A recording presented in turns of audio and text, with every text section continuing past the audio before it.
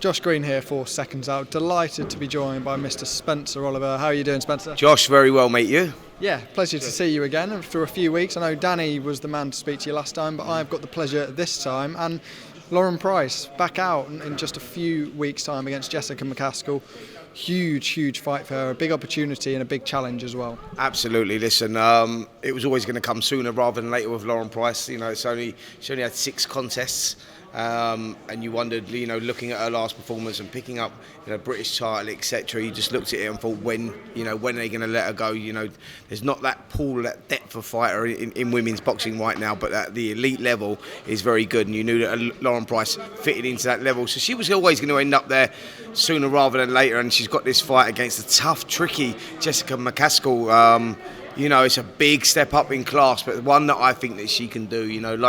If you look at Lauren and what she's achieved in her sporting career, is quite phenomenal. Like 52 caps, for the Wales in football, and playing in the Champions League at Cardiff City Football Ground and all that. And you look at that world kickboxing champion, it's incredible. And you go, now she's getting her opportunity, her chance, Olympic gold medalist opportunity, and her chance to go and capture the world title. And it's a fight that I think she can do as well. I think she's got the technical ability and the skill set to pull off victory against Jessica McCaskill. But like I say to you, it is a tough fight because McCaskill knows her way around the ring, and she's coming off that draw to Sandy Ryan in a tough fight itself. But undisputed super lightweight champion, unified welterweight champion, unbeaten actually as a welterweight as well. So big test for Lauren, yeah, definitely, but home advantage could be key. Why is this the right time, after just 6 fights, to pull the trigger on Lauren Price? You say she's got a very experienced opponent in the other corner who's fought some of the world's best. She's captured those world titles. In terms of what they've done in the pro game, she's leagues ahead, but Lauren Price has showed so much in those 6 fights. Absolutely. I think you just look at it, and it was all about Lauren adjusting to the professional ranks and the professional style of boxing, and I think that she showed in her last fight that she was ready, and like I say, there's not that pool or depth of fighters there, so the opportunity is always going to come sooner rather than later. And when you're an Olympic gold medalist and you've achieved what she's achieved in the boxing ring, she's not lost a single round as a professional. You know what I mean? She's that good, so it was always going to come. And you just looked at her last performance, you go, yeah, she's ready now, and that's why they've got to take the risk like now.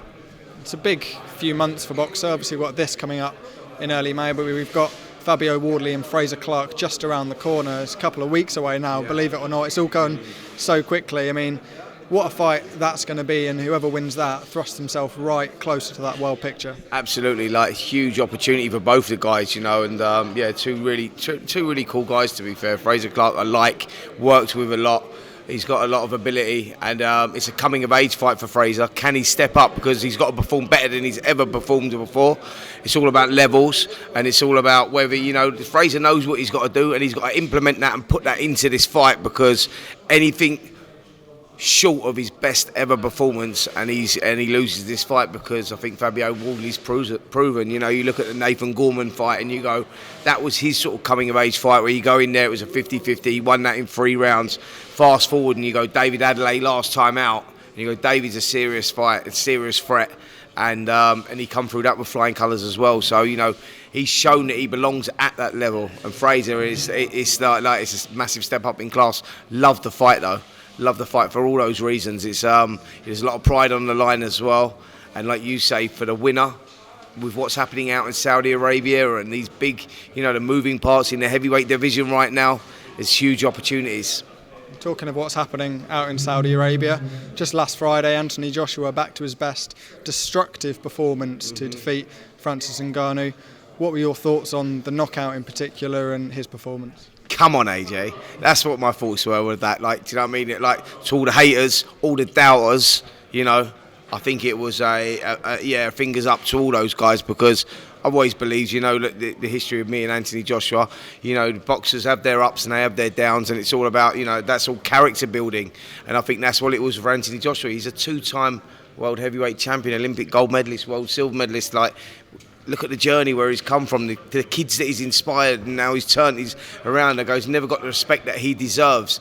And when his chips were down after the losses to Oleksandr Usyk, the comeback to Jermaine Franklin, and then you look at the Helenius fight, and people are going, he ain't got it. The fight's left him, and I'm going, believe this, believe it. This character building, like, you know, he's developed, he's regaining his confidence in every performance. You're seeing improvements.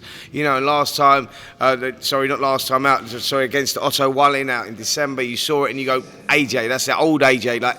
That confidence in his self-belief, it seems to be back, and that's because of activity, not inactivity. That was playing a big part, you know, in Joshua's performances. And I think what we saw there was, a vintage performance there. Forget that it was Francis Ngannou. Look at what Ngannou done to Tyson Fury and the way he pushed him to the wire. Forget whether Fury was in shape, not in shape, whatever. He turned up. He's the WBC World Heavyweight Champion. Ngannou's having his first ever fight, and Ngannou, many people felt, could have won that contest. It was a very, very close fight, and a lot of people, including myself, thought Ngannou nicked it with the knockdown and whatnot. So it was always a fight of jeopardy for Anthony Joshua going into that one. He was in a lose-lose situation, because had he gone to points and beat Ngannou, people would have said, well, you know, he's a guy that's had 0-1 as a boxer, you let yourself down. Had he stopped him late, he would have probably got the same, but the way he went out there and dismantled him in 2 rounds was sensational, and I think that now he's stamped his place right back up the top of the heavyweight division. You know, you look at it and go, what? If Joshua Oleksandr Usyk 3 happened right now, I pump my money into Joshua, because he's a different fighter to the guy that boxed in the first 2. That's where I'm seeing it right now. I know we've got the big fight, Fury, Usyk, happening May the 18th. Winner of that possibly fights Anthony Joshua. Where does Joshua go before that? Does he possibly fight Filip Hrgovic for the vacant IBF title if the title's become vacated and whatnot? Loads of moving parts out there right now. Interesting times in the heavyweight division, but Anthony Joshua is well and truly back, so I'm so happy about that.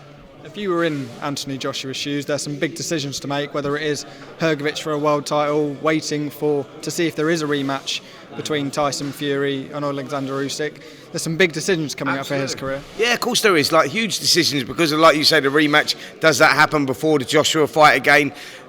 Imagine this, right? Imagine this look at this for a scenario. Anthony Joshua, we have the undisputed on May the 18th, yeah? Fury versus Usyk. Then the titles become vacant. Say if the IBF title becomes vacant, Anthony Joshua boxes Filip Hrgovic, he picks up the IBF title. I don't know what happens to the other titles. I don't know if they become vacated or not. But imagine that, and then Tyson Fury goes in with the other belts. You get Anthony Joshua going in with the IBF belt, and we get an undisputed again, and we get 2 undisputeds in a matter of months, as opposed to waiting 25 years for the last one. I don't know if that's possible, but I'm just putting it out there. Imagine that. But what I'm saying is, there's lots of things happening right now in the heavyweight division. I do think we get AJ versus Fury at some point. We will get the undisputed, which is great anyway, and I hope that, you know, Fury wins the undisputed, because we need an undisputed heavyweight champion. It'd be sensational. And there's big fights out there. Joseph Parker, by the way, puts himself back in the mix and all, because what a performance by Zhale Zhang. You know, I mean, he showed balls there, man, down in the 3rd, down in the 8th, and there was times Zhang sort of blew a gasket, if I'm honest. He couldn't just keep going, but Parker showed what a tough bastard he is, man, and just like, you know, he just rode it out and done what he done, stuck to the game plan. Credit and props to Andy Lee for, you know, the game plan, because it was a perfect one. And Parker's a great fighter. No, I wouldn't mind seeing Anthony Joshua, Joseph Parker too either. And that's a possibility while we're waiting for those sort of fights. So who knows? Let's see. You said you'd back AJ in a 3rd fight with Oleksandr Usyk. Would you back him against Tyson Fury now? It's a 50-50 fight now. That's where I'd probably put that right now. You know, because you only go off last performances. AJ looked sensational against Ngannou. Fury looked terrible against Ngannou, but that ain't the Fury that we know. And whereas, the reason I say it's a 50-50 fight now, I'll go, like, if we rewind 12 months, it was an 80-20 fight in Fury's favour. And now let's fast forward. Anthony Joshua's made up a lot of ground. Fury put in a bad performance last time out, so that leaves the question mark there. So it makes it an intriguing fight, a 50-50 fight, and one that you know, the one the world wants to see, not just the country, not just the us fight fans. The world wants to see that fight, so let's hope we get it and it's made. Something else we saw out in Saudi Arabia was Conor Benn and Manny Pacquiao meeting, sort of having a mini head-to-head ringside, and saying that is now in advanced talks. Manny Pacquiao is, of course, in his mid-40s, 15 years or so between them. What are your thoughts on that fight? Is it something that's possible?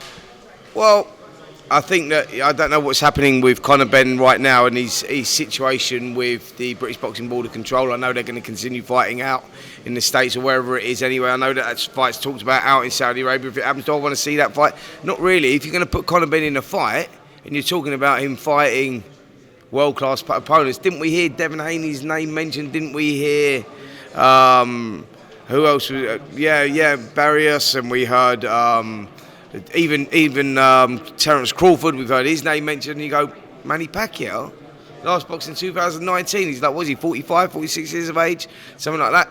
Legend in his own right. Of course he is. Will it sell? Of course it probably will. But no, I think if Conor's going to be chasing his dream, then you want to see him fighting some active modern day fighters. It'd be interesting to see how that hearing went as well. Final one for you, bit of a strange one that came out last week, Mike Tyson and Jake Paul. Is there any reason we'd like to see that? No, don't like it, mate. You know, Mike Tyson's a living legend, an icon. You know, my kids will walk around with Mike Tyson t-shirts on, like everyone knows him. It's like the Muhammad Ali thing, isn't it? Everyone knows these people because they're icons, and that's where Mike Tyson sat right now. All of a sudden, you're talking about him fighting Jake Paul. Mike Tyson's not in particularly great health either. You know, we've seen him recently on crutches, and you know, he's got his little farm and he's smoking like mad and he's doing whatever, living life, and that's great. But, you know, you deserve that. You've earned it. Do I want to see him going in against Jake Paul? Could you imagine if Jake Paul knocks him out? What that would do, man? Like, come on, this is fucking insane. No, please stay retired. I don't want to see that fight. Will it happen? Yeah, I'm sure it will, but I don't want to see it. Thank you very much for your time, Spencer. We look forward to this one in early May. Cheers, mate.